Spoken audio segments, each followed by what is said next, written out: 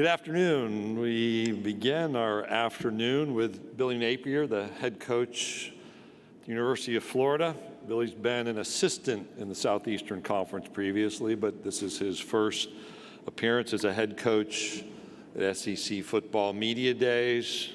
I think you all know prior to moving to Florida, he had been at the University of Louisiana. I have Southland Conference roots and those in-state Louisiana relationships. I kidded Billy, I know it is UL Lafayette, but officially University of Louisiana. Led University of Louisiana to the 2021 Sun Belt Conference Championship. He was a two-time Sun Belt Conference Coach of the Year. His dad was a hero to him and a big part of why he's now in coaching. Initially, his dad, who was a high school coach, was his model. Billy's intent, like his brothers, was to coach at the high school level. And among other stops, he's been at Clemson, Alabama, Arizona State, and the University of Louisiana before the move to Florida. You may recall, in fact, I will note this one caught my attention. I think it was a halftime interview this past season when he said during that interview, "Scared money don't make money." And that's about how you call a game and how you play a game. That wasn't about NIL, folks. That was a good halftime comment. So it's my privilege to introduce to you the head coach of the Florida Gators, Billy Napier.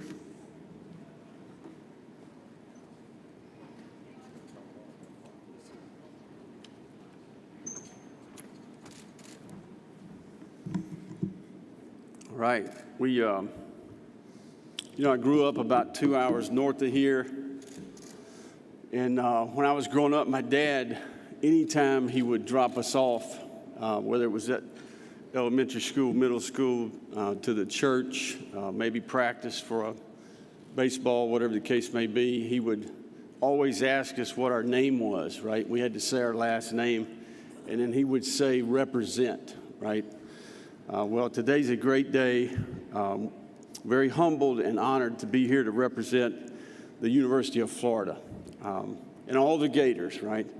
Throughout the entire world, all across this great country that we live in. You know, more importantly, our team, right? Our players, our staff, our entire organization from top to bottom. You know, one of the great things about the game of football is it requires hundreds of people to have success. Big role, small role, each person has an opportunity to be the difference, right? To make an impact.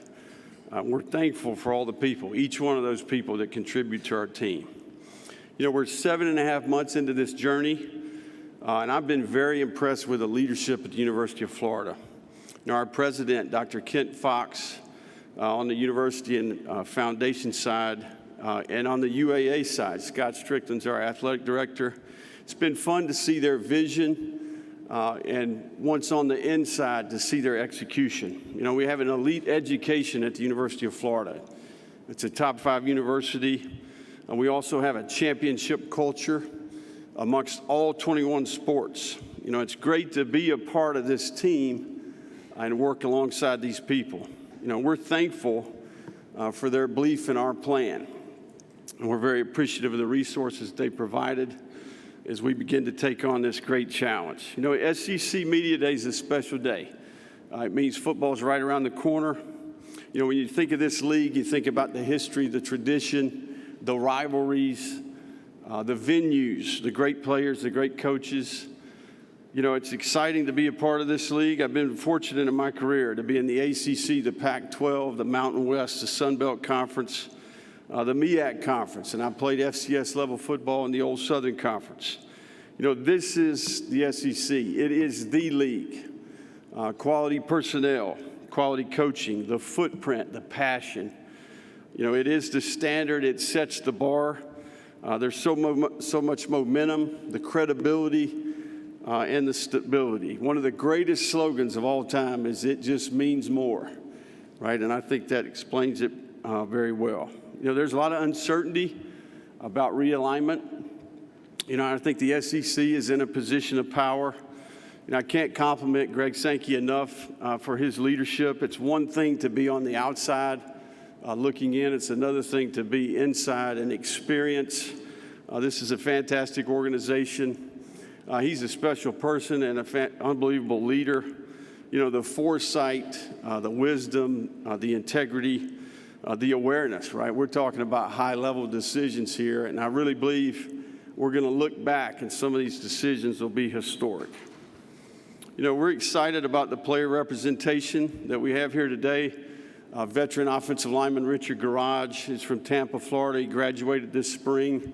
He's played over 2,000 snaps for the Gators. Our quarterback, Anthony Richardson's here. He's from Gainesville, Florida. And veteran linebacker Ventrell Miller, who's from Lakeland, Florida. He graduates this fall. He's played over 1,500 plays in his career. These players represent our values. They have integrity. They're great teammates. They have discipline in their approach. They give great effort. They're tough, and they believe. And I think that's comes from great preparation. They not only contribute on the field, but they've done a great job off the field as well. This 2022 team that we have is a new team. It's a new year. It's a new set of challenges and opportunities. I think each year and each team is its own entity. I think you got to start over every year.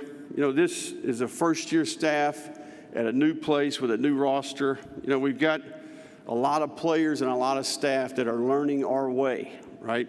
A lot of new roles. There's lots of roles to be determined on our team. We've got a core group of veteran players. We have a big portion of our team we think has ability but is inexperienced and needs to develop. And then we've brought in some young talent, high school, JUCO, and transfer players, about 34 new players overall. I like this group. I think they've got a chip on their shoulder. They're excited about the opportunity to earn some respect.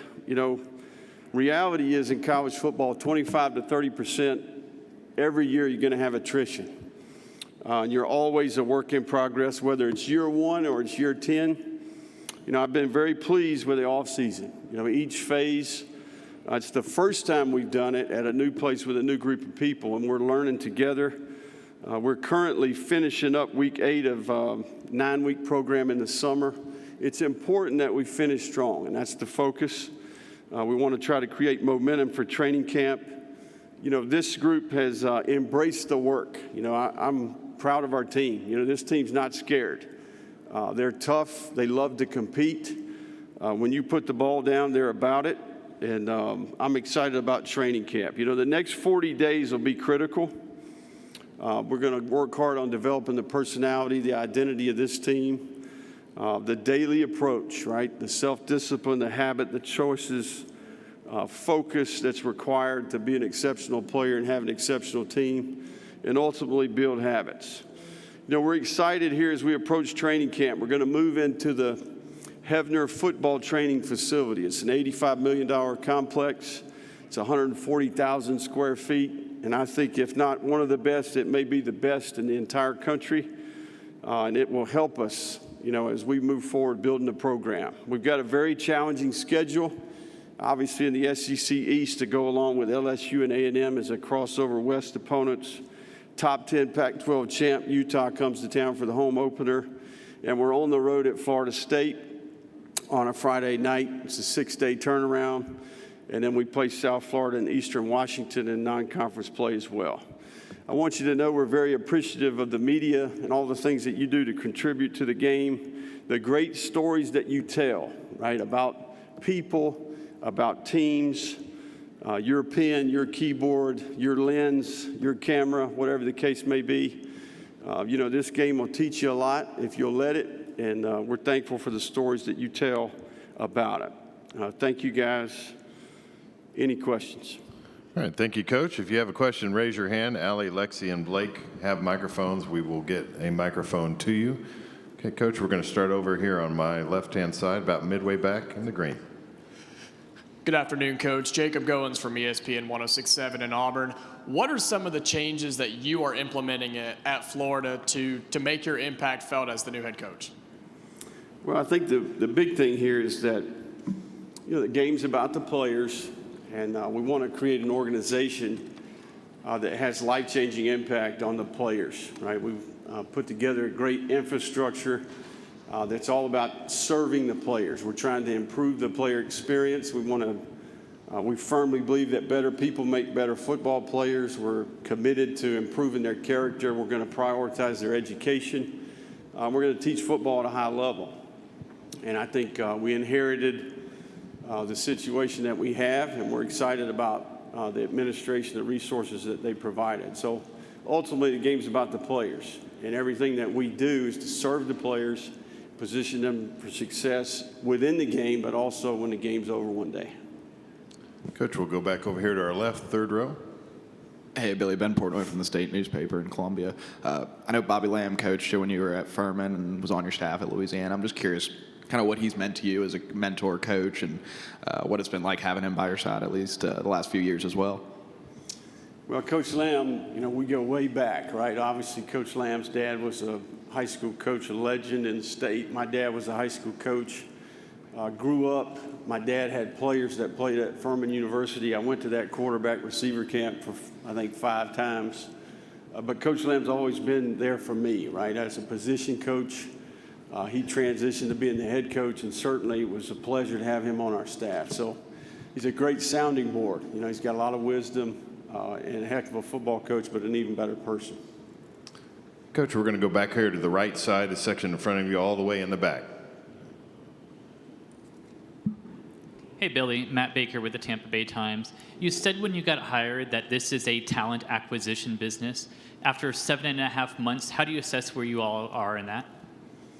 No, I can't compliment the staff enough. I think we put together a really good group of people. They've worked hard. Reality is you have 4 opportunities to add players to your team. December, the winter portal period, February, and then the spring portal period. And I thought we made the most of our time.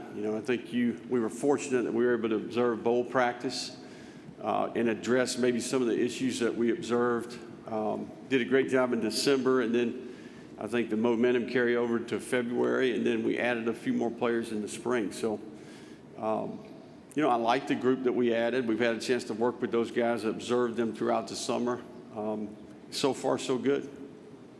Okay, we're going to go here in the middle section along the near aisle, right in front. Coach Mike. Thanks, Coach. Mike Griffith, AJC Dog Nation here in the middle.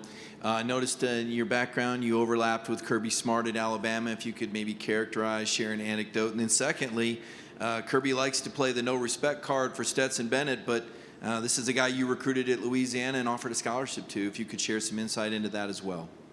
Yeah, nothing but respect for Kirby. I mean, the guy's an unbelievable football coach, leader. He's a fantastic person, unbelievable competitor.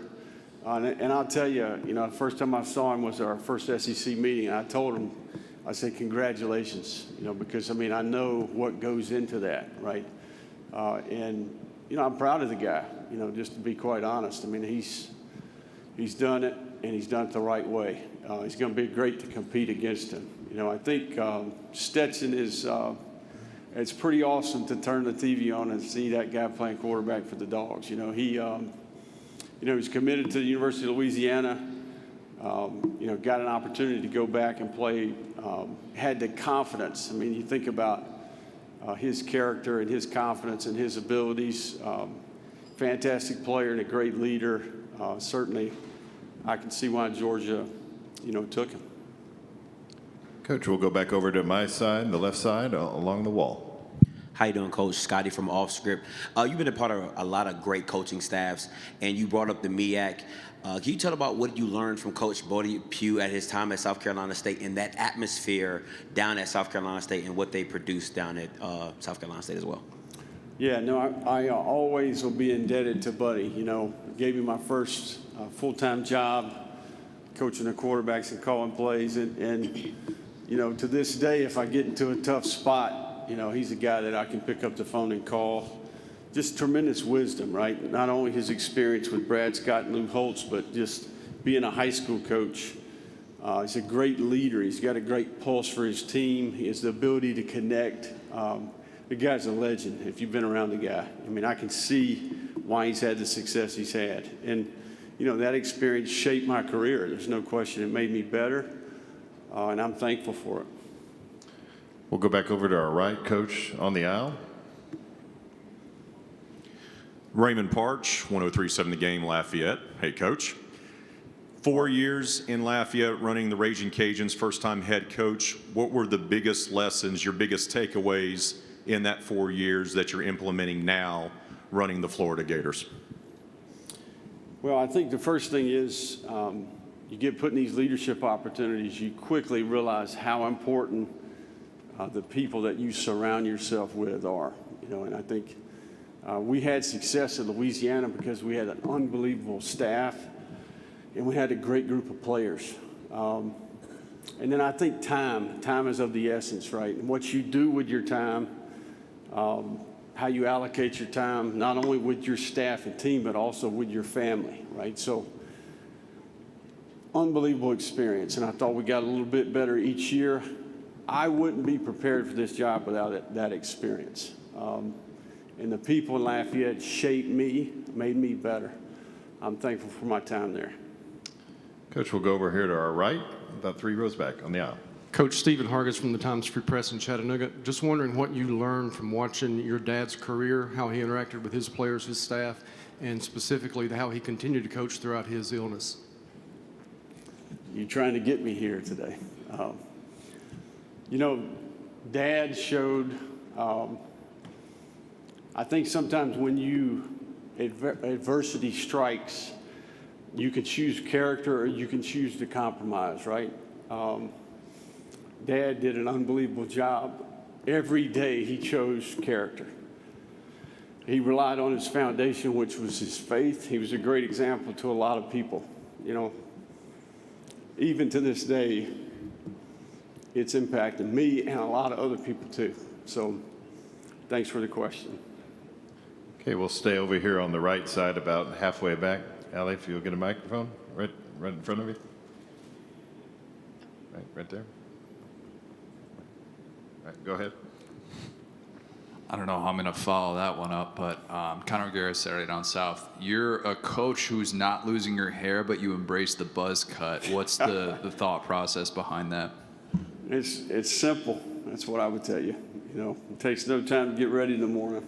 I got a lot of other things to worry about besides my hair. I can promise you that. Coach, we'll go right down here in front of me. Bob? Hey, Billy. Bob Holt, Arkansas Democrat Gazette. Florida obviously is a place, showing you can win national championships, SEC titles. But the last 3 coaches, none of them lasted longer than 4 years, even though they had some success. What makes you feel like you can be like a Steve Spurrier, have a good long run, not end up like these other guys? And then after that, I was wondering if you could talk a little bit about Anthony Richardson, just what you're seeing from him, maybe what you expect from him this season. Yeah, I think timing is important, in every job, right? I mean, these are big decisions, and a lot goes into the research leading up to those decisions. And I think that I've been impressed with the leadership at Florida, right, in terms of their awareness, what's required to be competitive at this level, their investment in the Hebner Center, the resources it took to build this new facility, I think is going to help us in recruiting. It's going to help us acquire players. It's going to help our player experience, right? It's going to help our efficiency as an organization. And they were committed to our vision and our plan, right? I think we're 20% bigger as an organization. We've modernized the approach, but we've got an incredible product. I mean, we have history, we have tradition, we have an elite degree. We have one of the best experiences for scholar athletes in the entire country. And it's been done before, and they're passionate about doing it again, right? And I think they understand maybe why there's been struggle, and I think they're working hard to address those things. But I love a challenge, and this is a challenge. And, I think we can get caught up in all that, or we can see an unbelievable opportunity, and that's exactly what I see. As far as Anthony Richardson's concerned, I've been impressed. I think he's remained humble. He's got a little bit of an edge. I think he wants to prove himself. He's still relatively an inexperienced player. I think he's played 221 plays or something like that. He's completed 33 passes. He has tremendous ability. He's working hard to develop, improve as a person, as a leader. He's working hard to increase his football IQ. His skill is developing, and I think he's primed to have a phenomenal year, but we've got a lot of work to do, right? And I think I told him, I can still remember in the spring game, I could see he had some urgency about him. And I told him, I said, it's important, this energy that you feel right now, you got to bring that and channel that energy each day between now and the next opportunity in the stadium. So we've seen that. You know, our routine for the quarterback is rigorous. He's embraced that, and he's making great strides. So, and I know he's looking forward to the opportunity. Coach, we'll go right in front of you here on the second row. Charles Odom with the Associated Press here in Atlanta. I wanted to ask if you could follow up on your comments about Kirby Smart. As you begin to build your program at Florida, do you see a sizable divide right now between the top and the rest in the conference, or do you see the fact that there have been 3 different national championships won by SEC teams the last 3 years? Does that provide you encouragement that this is more than just a one-team dynasty in the league? Yeah, I mean, I think we're all aware that if you can win your division, if you can win the conference championship here, you can be a national championship contender. The playoff is there. The path, it's been proven, you know, I mean. But to go back to what you're talking about, I think, you know, we're consumed with Florida right now. I mean, we've got a lot of grass to mow, right? And it's our grass, not anybody else's. So, you know, we've got a lot of work to do. When you take over an organization, a team, you quickly get to work on, you know, what are the issues, what are the problems, coming up with really good solutions. You know, it's one day at a time. It's one person at a time, right? And I think that's the approach that we're taking. You know, we'll look up at the end and see where we're at, but right now we got a lot of work to do. It's critical that we stay on task and focus on what we can do to help the Gators get better each and every day. Okay, Coach, we'll go right in front of me, 3 rows back. Drew. Yes, sir. Coach Napier, Drew DeArmond, WZZN Radio, Huntsville, Alabama. I wanted to ask you about a couple of guys that you inherited on your team. One from my area, Jaden Hill, who's had injuries in high school and at Florida, but looked like he was coming into his own last year as a corner, got hurt early. And Princely Uman Mielen, I hope I got that right. He's somebody that I followed in the recruiting process that I felt like was a great talent, and I wanted to know about his development as a Gator. Yeah, you know, Jaden, had a chance to get to know Jaden a little bit. I think I admire Jaden, you know, I mean, to go what he's gone through from an injury perspective. I think it's important when you're trying to overcome an injury to keep perspective. I think it can benefit you if you have the right approach. You know, it can create toughness, it can create resiliency. And I think we see that it shaped his character, and he's better for it, right? But anytime you get injured, it's a challenge. So Princely's had a really good offseason. You know, I think I admire the work he's done in changing his body. You know, he was one of the really standouts when we got the DEXA scans back from after the 9-week training block in the spring. Really made a ton of progress. Guy did some great things even today, right, in some of the testing. So Princely's primed to have an exceptional year. He's one of those players that doesn't have tremendous experience, but we think has ability and is going to have an opportunity to impact our team. Coach, we'll go in the section to our right, about 3/4 of the way back. Robert. Robert Cessna, the Bryan College Station Eagle. Coach, I wonder what you picked up from Nick Saban, and by the way, an early happy birthday. I think your birthday's tomorrow. I appreciate that.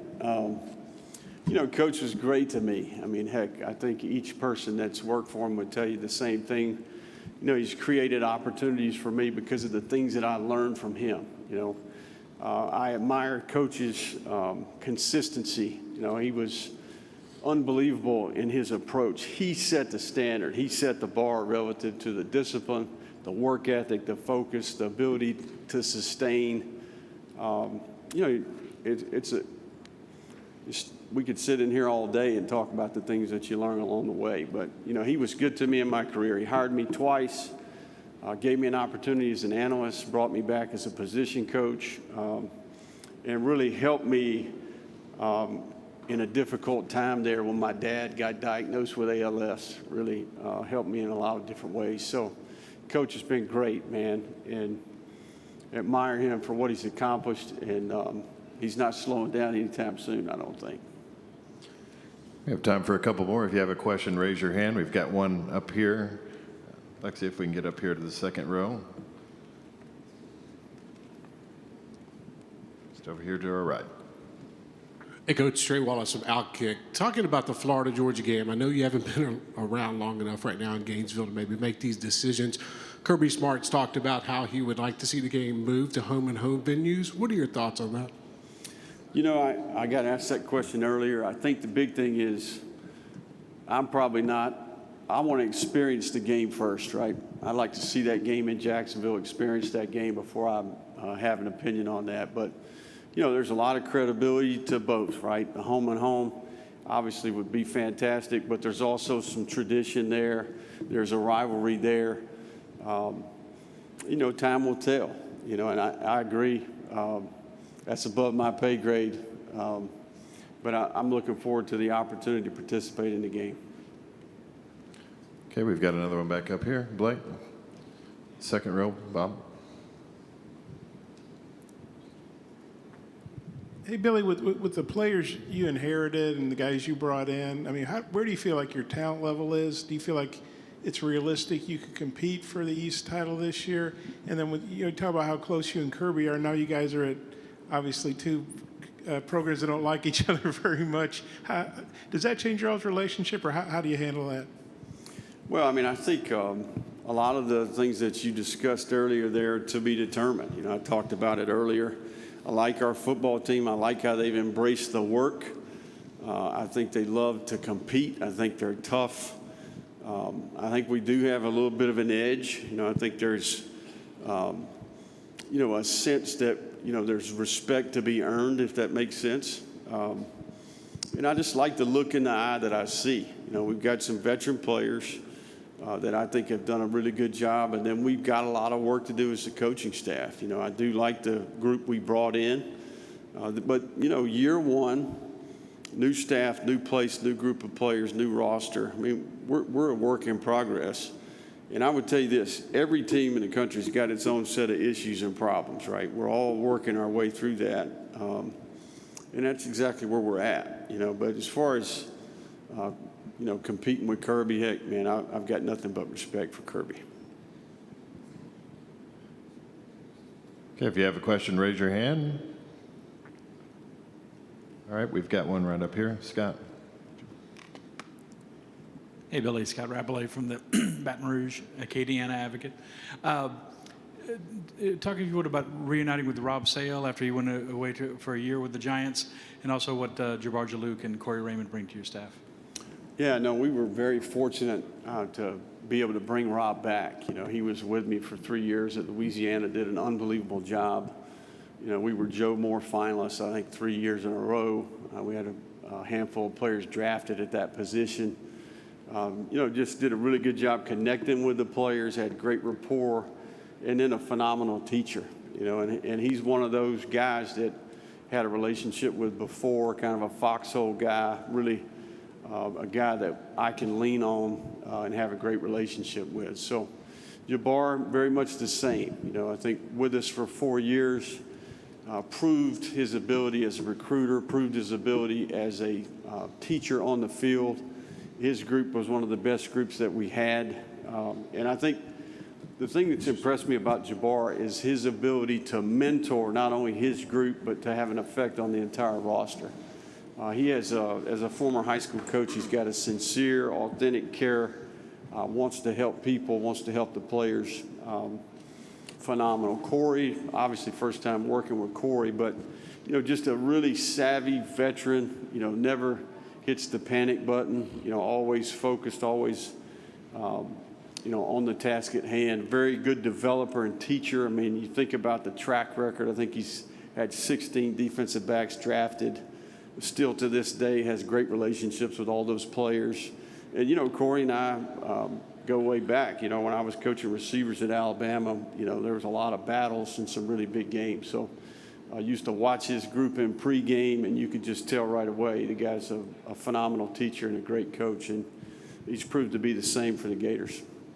Hey, Coach, we'll take one final question right in front of me, 3 rows back. Hey, Coach, I'm Kobe Serene with Bulldog Illustrated. You know, the whole nation's looking at the state of Florida in terms of recruiting. So as the new head coach, I was just wondering what you'd be doing to keep those kids home. Yeah, it's a great question. You know, I do think, you know, our philosophy is to take an inside-out approach in recruiting. I think it's critical that you start at home base and work your way out. The state of Florida has 275 Division I football players each year on average, right? I think that's a 5-year sample. So it's critical that we have a great evaluation process. I can't compliment our personnel department enough in their approach. And then we do a great job when we do get opportunities on campus to build relationships, to show our product. And I think that's one of the things I'm excited about. We have a phenomenal product. And I think as we grow as a staff, we're going to get better at presenting that product and learning more about the University of Florida. But keeping the best players in the state at home is going to be critical. And the good thing is there's a lot of them to go around, and we're going to stick to our plan, inside out, evaluate, recruit, and once they arrive, we're going to work hard on developing them as people, as students, and as football players. Coach Napier, thank you for your time this afternoon. Thank you.